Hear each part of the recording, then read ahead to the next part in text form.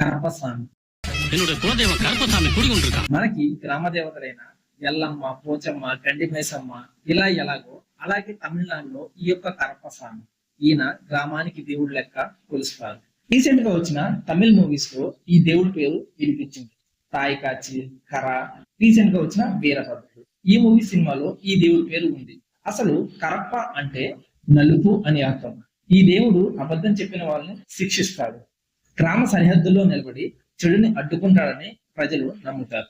ఒక చేతితో కత్తి పట్టుకొని గుర్రపు స్వారీ చేస్తూ న్యాయం కోసం పోరాడే ఉగ్ర రూప దేవుడే ఈ కరప్ప స్వామి అని అక్కడ ప్రజలు నమ్ముతారు. ఇప్పుడు మనం అసలైన హిస్టరీ అంటే ఈయన ఎలా ఉద్భవించారనేది చూద్దాం.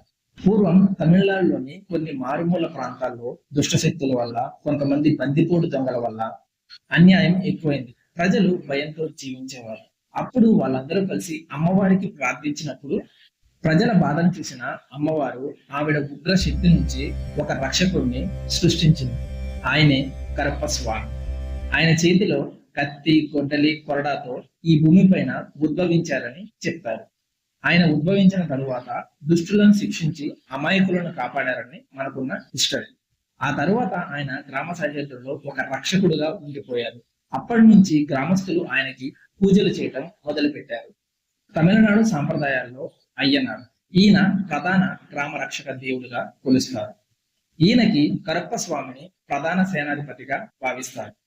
రాత్రి వేళలో గుర్రంపై స్వారీ చేస్తూ గ్రామాన్ని పరిశీలిస్తూ గ్రామంలో ఉన్న చెడు శక్తులను తరిమేస్తారని విశ్వసిస్తారు.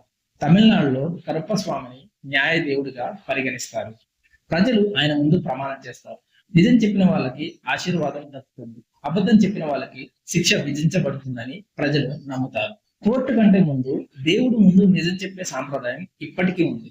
కరప్ప స్వామి కేవలం ఒక గ్రామానికి దేవుడు మాత్రమే కాదు, ఆయన ధర్మానికి ప్రతీక, న్యాయానికి రక్షకుడు, చెడుకి శిక్షకుడు, న్యాయానికి అండగా నిలిచే శక్తి. నిజం ఉన్న చోటే ఆయన ఆశీర్వాదం ఉంటుందని ప్రజలు విశ్వసిస్తారు.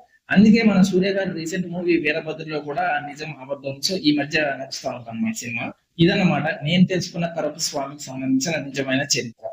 ఓకే, మళ్ళీ వీడియోతో మళ్ళీ బాయ్.